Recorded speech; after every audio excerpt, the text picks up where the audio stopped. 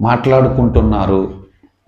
దేవుని ప్రజలు, భూమి మీద ఉన్న ప్రజలు ఒకరితో ఒకరు సంభాషణ చేసుకుంటున్నారు, గుసగుసలాడుకుంటున్నారు అని అనుకుంటున్నాం కదా. మనకు తెలుసు కదా ఇవన్నీ.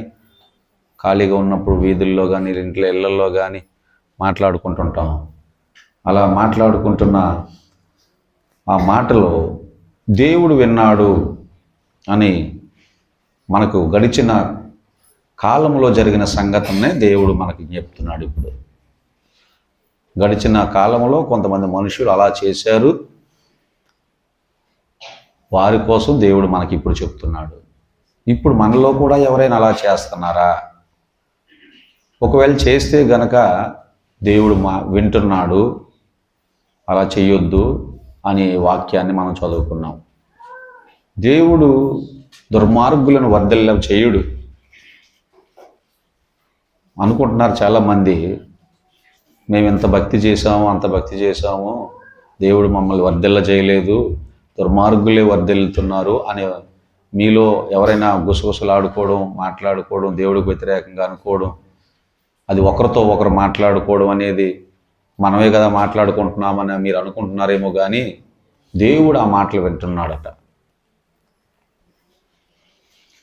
ముందు మాట్లాడుకోవద్దని కాదు, అసలు మీలో ఆ ఆలోచన అలా రావడం మంచిది కాదు.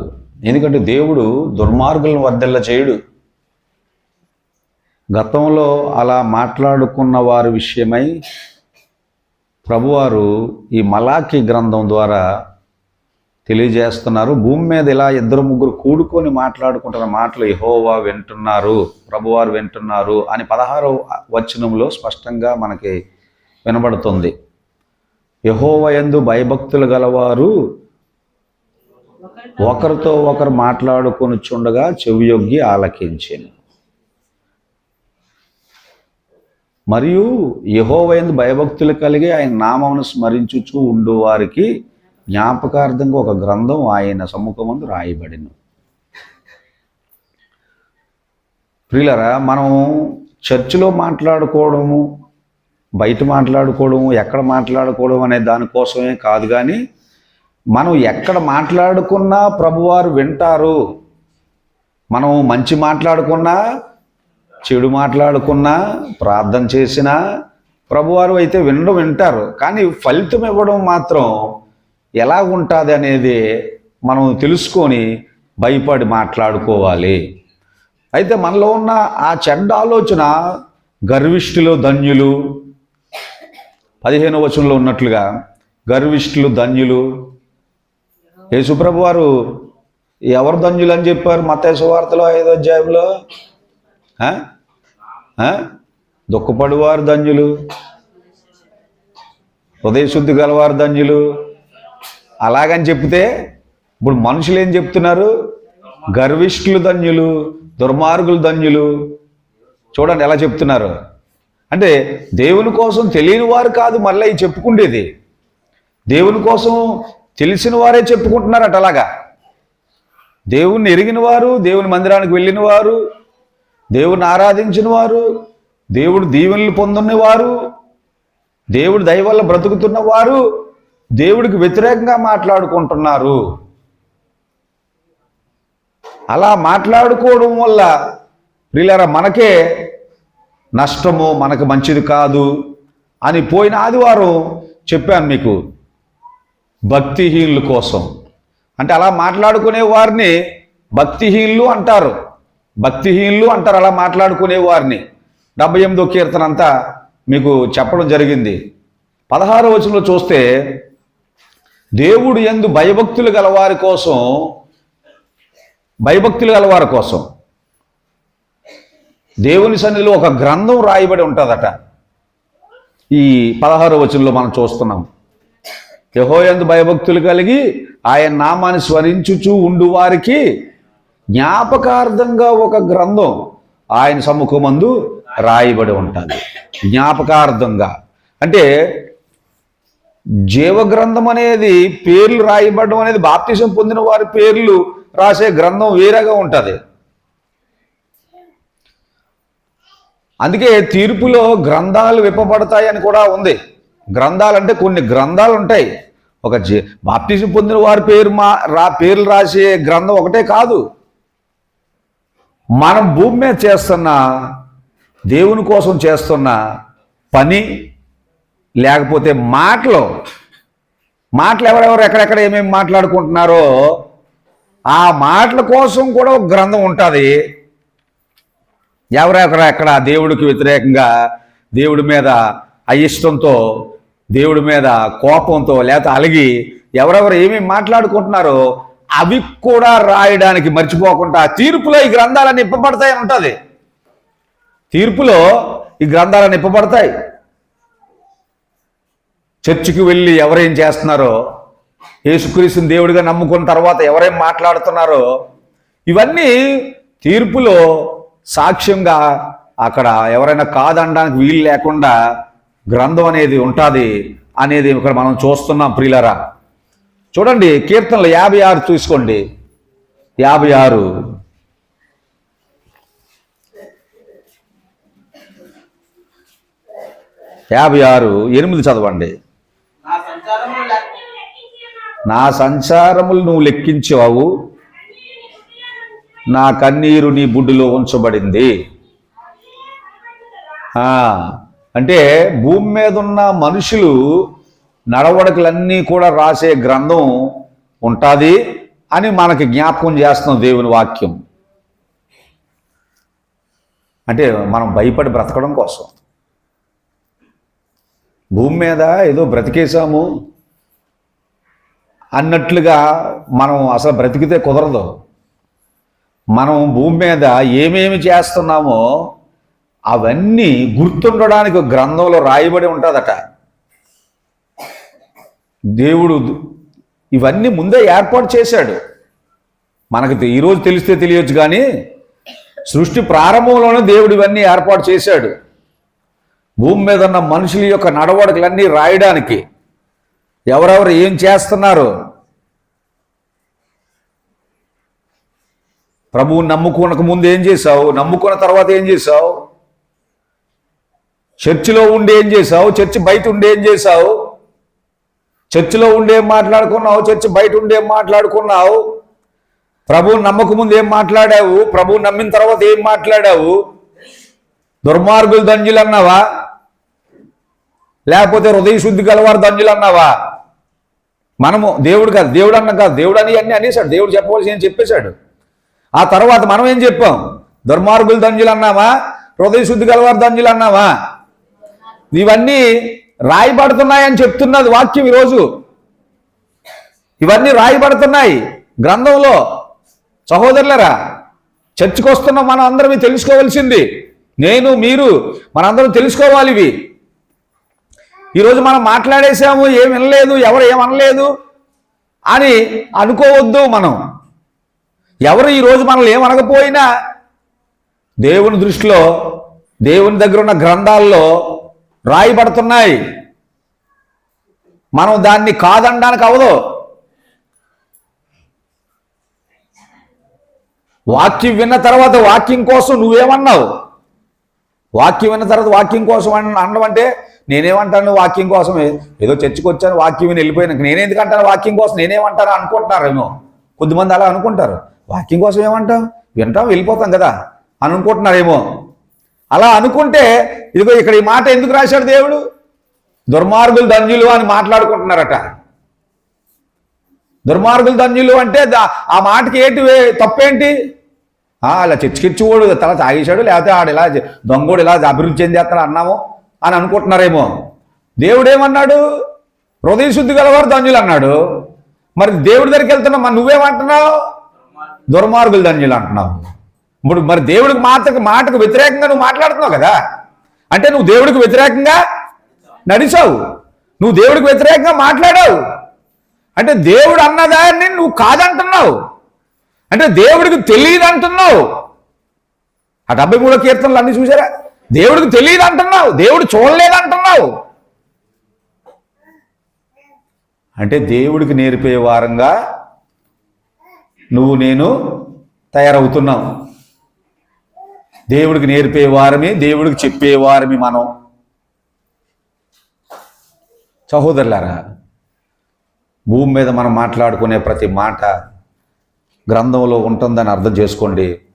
ఆ మాటకి ఆ కీర్తన 56:8 చదివాం కదా, 56:8లో ఇంకా వాటికి ఆధారమైన మాటలు, వాటికి సంబంధించిన మాటలు ఇంకా చాలా ఉంటాయి. కానీ మీకు ఓ 2-3 మాటలే చూపిస్తున్నాను అనమాట. ఏమండి, పాత నిబంధన గ్రంథం తీసుకోండి. నిర్గమాకాండం పాత నిబంధన గ్రంథం.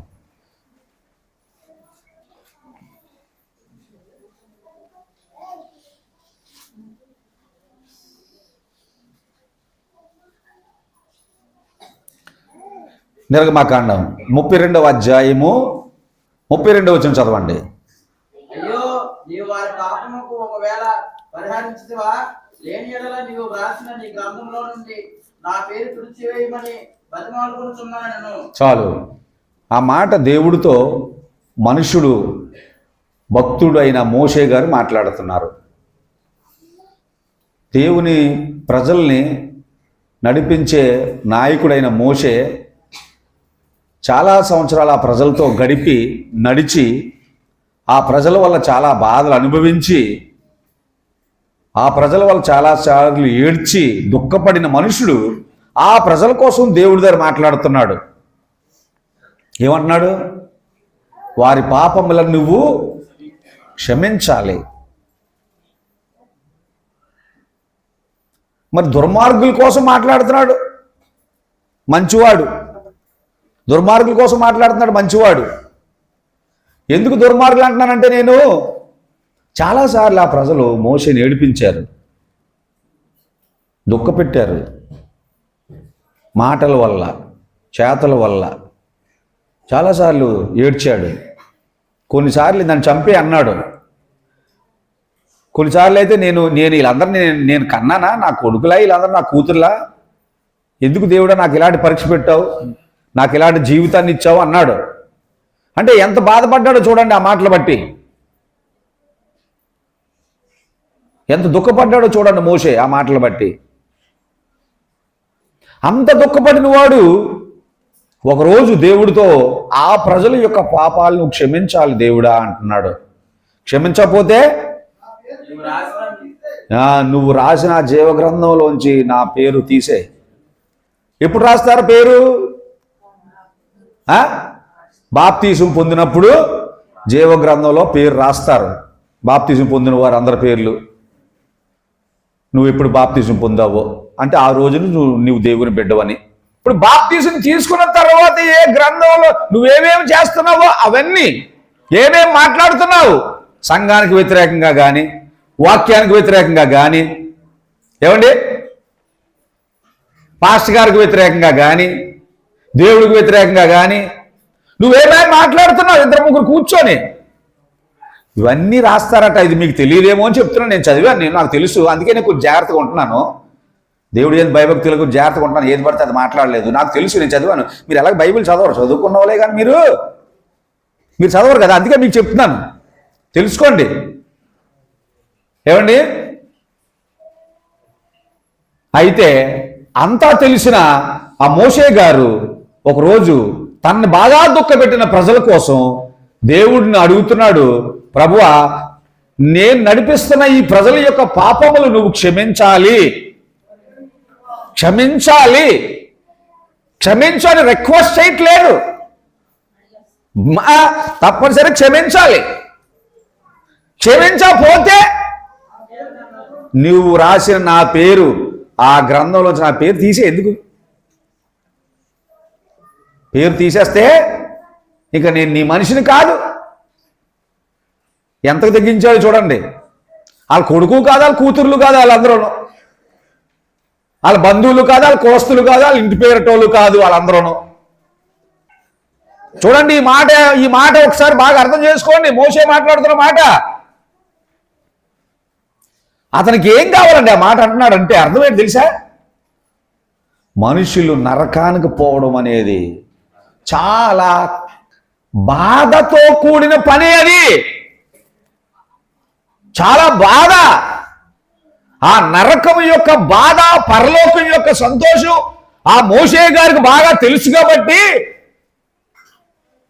6 లక్షల కంటే పైబడిన ఆ ప్రజల యొక్క పాపాన్ని క్షమించమని ఆ మోషే దేవుణ్ణి ఎలా బతిమలాడుతున్నాడు అంటే, బతిమలాడడం కాదు, నువ్వు వారి పాపాలు క్షమించాలి ప్రభువా, లేదంటే నా పేరు కూడా తీసే, నేను కూడా వాళ్ళతో పాటు ఇంక నరకంలోకే, మరి నేను కూడా వాళ్ళతో పాటు.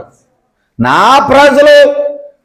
ప్రజలు పరలోకం లేకపోతే నాకెందుకు? అలాగని ఆ చెడ్డోళ్ళని మోసే వారిలా చెడ్డోళ్ళ మారిపోలేదు. తనకు సంబంధం లేకపోయినా దేవుడు చెప్పాడు ఆ పని. ఏమన్నాడు?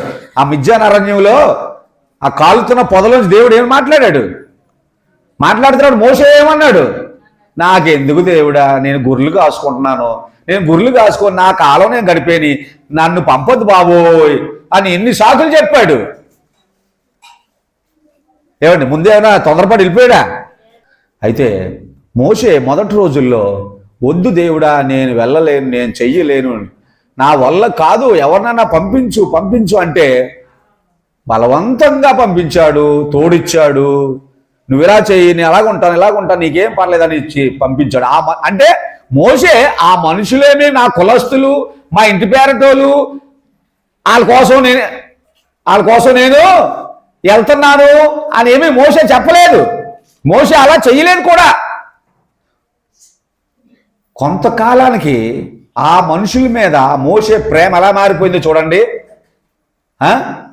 కొంతకాలానికి అదే మనుషుల కోసం, దేవా ఈ మనుషుల పాపములు గనక నువ్వు క్షమించకపోతే నా పేరు ఆ జీవగ్రంథంలోంచి తీసివేయండి. దేవునికి స్తోత్రం. అని ప్రియులరా, నువ్వు నీ ఇంట్లోనో, నీ ఇంటి బయటో, రోడ్డు మీదో, నువ్వు ఎక్కడెక్కడ ఏమి చేస్తున్నావు, ఏం మాట్లాడుతున్నావు, అవన్నీ పరలోకము నుంచి చూస్తున్న దేవదూతలు రాస్తున్నాయి. న్యాయపడుతుంది పరలోకంలో నుంచి మన కోసం. అర్థం చేసుకో, భయపడు, జాగ్రత్త అని చెప్పడానికి ఈ వాక్యం రాయబడుతుంది గ్రంథంలో. అర్థం చేసుకో. చూడండి ఒకసారి ఏం జరిగిందంటే ఆ గ్రంథం కోసం ఎస్తేరు గ్రంథం తీసుకోండి. ఎస్తేరు గ్రంథం 6వ అధ్యాయం 1 నుంచి చదవండి.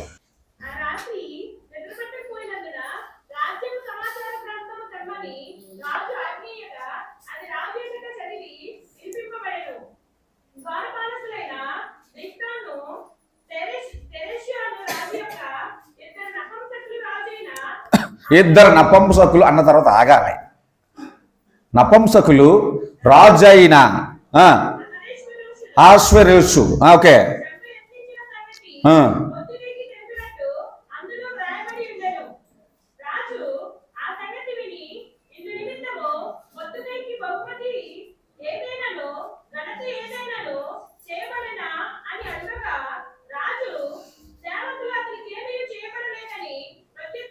చాలు. ఒకరోజు రాత్రి షూషాను కోటలో ఆశ్వరేషు అనే రాజు రాత్రి వేళ పడుకున్నప్పుడు నిద్ర పట్టలేనందున, రాత్రి పడుకున్నప్పుడు ఆయన నిద్ర పట్టలేదు, నిద్ర రాలేదు. నిద్ర రాకపోతే రాజ్య సమాచార గ్రంథం తెమ్మన్నాడట తన దగ్గర ఉంటున్న పనివారితో. రాజ్య సమాచార గ్రంథం. చూడండి ఆ దేశంలో ఎన్ని గ్రంథాలను ఇలాంటి. మరి భూమి మీద ఎన్ని గ్రంథాలు ఉంటే ఎంఆర్ ఆఫీస్కి వెళ్ళండి, పంచాయతీ ఆఫీస్కి వెళ్ళండి, ఎన్ని పుస్తకాలు తీయాలి మీకోసం. రికార్డులు అంటాం మనం, లేదా ఫైళ్ళు అంటాం, లేదా గ్రంథాలు. మన చేతిలో ఉన్నది కూడా ఏం గ్రంథం? పరిశుద్ధ గ్రంథం. మన చేతిలో ఉన్నది కూడా పరిశుద్ధ గ్రంథం. ఇప్పుడు షూషాను కోటలో ఆశ్వేరోస్ అనే రాజుకు నిద్ర లాగనందున తన దగ్గర ఉన్న పనివారితో చెప్పాడు, మన దేశ సమాచార గ్రంథం తీసిరండి అన్నాడు. ఆ పనివారు ఆ సమాచార గ్రంథం తెచ్చి చదువుతుండగా అందులో ఒక సందర్భం మొర్దెకై కోసం రాసి ఉంది. మొర్దెకై అనే పేరు ఉంది. అతని కోసం ఇలా రాస్తుంది. చాలా రోజుల క్రితం జరిగిపోయింది అది. చదివినప్పుడు ఆ రాజు ఆగాదు, ఇందాక మొర్దెకై ఏదో మనకు సమాచారం అందించాడని రాశారు కదా, అది ఒకసారి చదువు అంటే అది చదివారు. తన దగ్గర పనిచేస్తున్న ఇద్దరు నపుంసకులు రాజును చంపాలని కుట్ర చేస్తున్నారు. ఆ కుట్ర ఆ దేశపు గవిని దగ్గర రోజు కూర్చుండే మొర్దెకై అన్నవాడు ఆలకించి ఈ సమాచారాన్ని కోటలోకి పంపించాడు.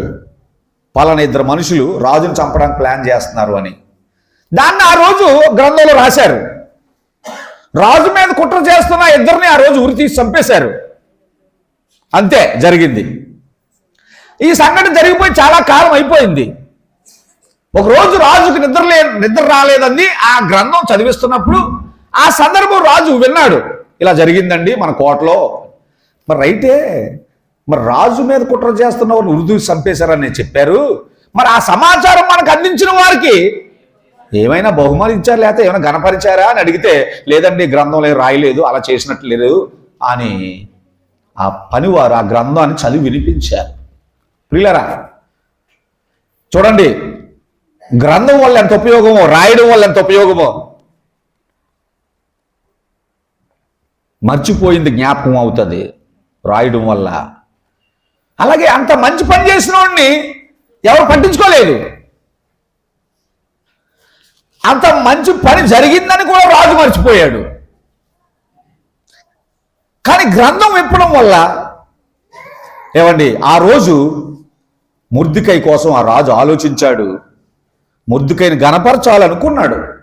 ఆ గ్రంథం వల్ల, ఆ గ్రంథంలో ఉన్న చదవడం వల్ల, తెలియడం వల్ల, నా ప్రాణాలు కాపాడిన వాడికి ఇంత రాజునై ఉండి అసలు బహుమతి ఇవ్వలేదు, కనీసం అసలు గణపరచడం లేదు అని రాజు ఆ రోజు తెలుసుకొని వెంటనే తెల్లవారుజామున ఆ మొర్దెకై కోసం ఆలోచించాడు. ఒక పని చేయాలనుకున్నాడు, చేశాడు.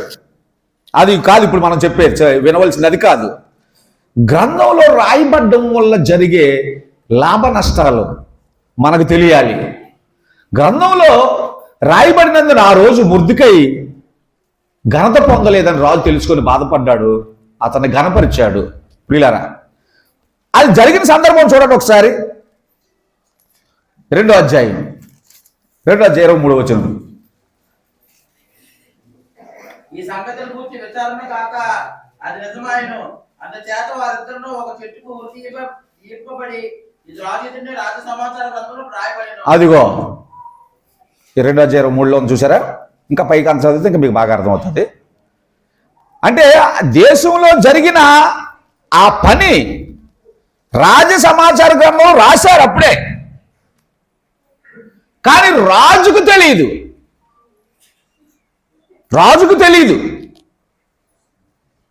రాజుని చంపబోయే కుట్రపో చేసిన వారిని పట్టుకున్నారు, విచారించారు. నిజమా కాదా? మొర్దెకై ద్వారా కబురు వెళ్ళింది కోటలోకి.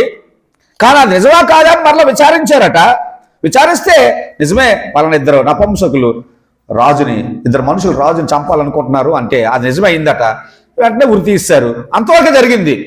కానీ సమాచార గ్రంథంలో రాయడం వల్ల ప్రియులారా, మొర్దెకై చేసిన మంచి పని దేశమంతా తెలిసింది. తర్వాత తెలిసేలా రాజు చేశాడు, మొర్దెకైని ఘనపరిచాడు.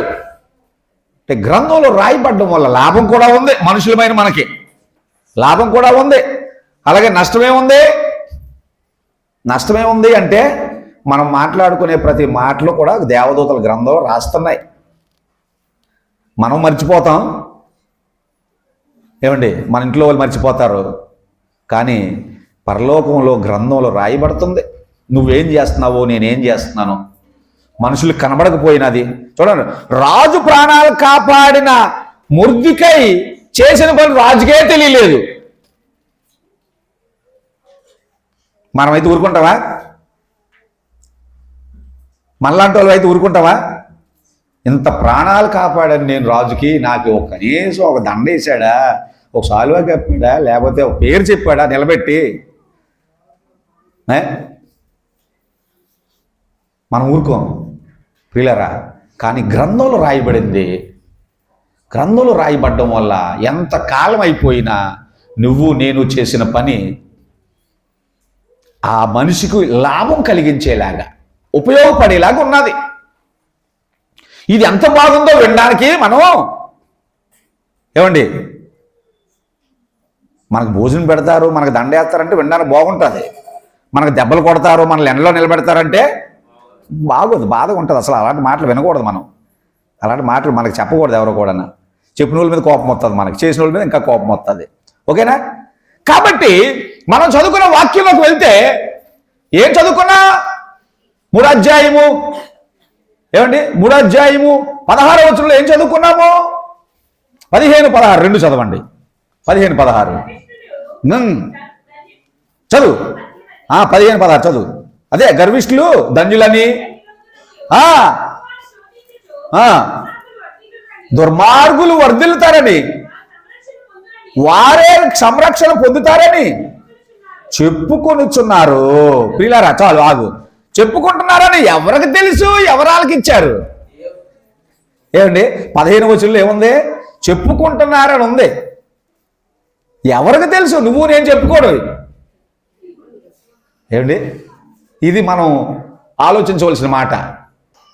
నువ్వు చేసిందే కాదు, నువ్వు మాట్లాడుకునే మాటలన్నీ కూడా దేవదూతలు గ్రంథంలో రాస్తున్నాయని సహోదరులారా దయచేసి మనం తెలుసుకోవాలి. తెలుసుకుని జాగ్రత్త పడాలి. ఏ జాగ్రత్త పడాలి?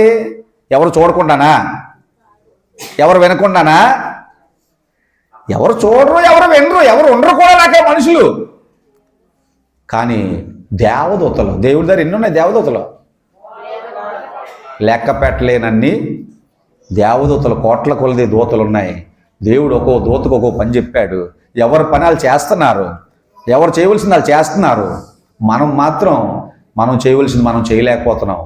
అర్థం చేసుకో. దుర్మార్గులు ధన్యులు అనొద్దు. అన్నావా దేవుడికి వ్యతిరేకంగా నువ్వు మాట్లాడుతున్నావు. దేవుడు ఏమన్నాడు? హృదయశుద్ధి గలవారు ధన్యులు అన్నాడు. మరి నువ్వు దుర్మార్గులు ధన్యులు అంటావా? వాళ్ళు మంచోళ్ళు, వీళ్ళు మంచోళ్ళు అని అంటున్నాం. కానీ ఆ చెడ్డోడు చూడు ఎలా వర్ధిల్లుతున్నాడు. అక్కడ ఏముంది? దుర్మార్గుడు వర్ధిల్లుతున్నాడు అని ఉంది కదా అక్కడ 15వ వచనంలో. దుర్మార్గులు వర్ధిల్లుతున్నారు. దుర్మార్గులు వర్ధిల్లుతారా? వర్ధిల్లుతుంది దేవుడు ఎందుకు? దుర్మార్గులు వర్ధిల్లితే దేవుడు ఎందుకండి? దుర్మార్గులు వర్ధిల్లరు. తెలుసుకున్నాడా? అలా మాట్లాడిన మనుషులు తెలుసుకున్నాడా? పోయిన వారు చెప్పాను కదా, గుర్తుందా? తెలుసుకున్నాడా లేదా? లేదు ప్రభువా, నిశ్చయముగా వారు కాలు జారు చోటులోనే ఉన్నారు. విన్నారా? మాట విన్నారా? వారు ఎంత వర్ధిల్లా ఆడెక్కడున్నాడట? కాలు జారే చోటులో ఉన్నాడయ్యా. తప్పు అయిపోయింది, నేను తప్పుగా అనుకున్నాను, నాకు ఇప్పుడు అర్థమవుతుంది దేవుడా.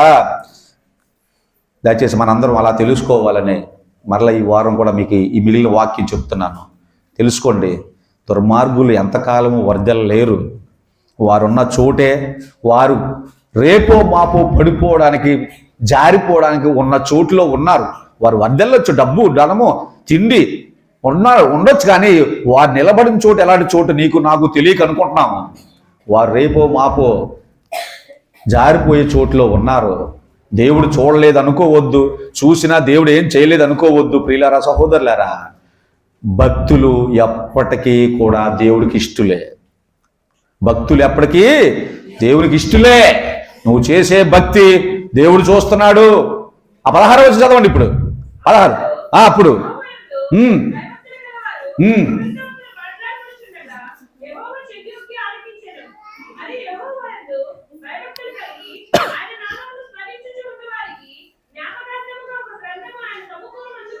చూడండి, ఆయన నామాన్ని స్మరించేవారు. నువ్వు 2-3గా మీరు కూర్చొని లేకపోతే నిలబడి ఏం మాట్లాడుకుంటున్నారో, దేవుని కోసం మాట్లాడుకుంటున్నారా అంటే దాన్నే స్మరించడం అంటే. 2-3 కూర్చొని నిలబడి కూడుకొని దేవుడి కోసం మాట్లాడుకుంటున్నారా? స్మరించడం అంటారు దాన్ని. లేకపోతే నువ్వు ఒంటరిగా కూర్చొని దేవుడి కోసం ఆలోచన చేస్తున్నావా? స్మరించడం అంటారు దాన్ని. ధ్యానించడం అంటారు, స్మరించడం అంటారు. దేవుని కోసం ఆలోచిస్తున్నావా లేకపోతే దేనికోసం ఆలోచిస్తున్నావా? ఆలోచించుకో. గ్రంథం అనేది ఉంది, రాయబడుతుంది. అప్పటి నుంచి ఇప్పటి వరకు ఇంకా రాయబడుతుంది. ఈ గ్రంథాలన్నీ విప్పే రోజు ఒక రోజు ఉంది. అప్పుడు గ్రంథాలు విప్పబడతాయి. ఏం తొందరపడొద్దు, ఏం బాధపడొద్దు, ఏం నిరాశపడొద్దు. ప్రతిదీ గ్రంథంలో రాయబడుతుంది. దేవునికి భయపడు. ప్రభువు రెండోసారి తొందరగా రాబోతున్నాడు. సిద్ధపడు ఆ ప్రభువు రాకడ కోసం.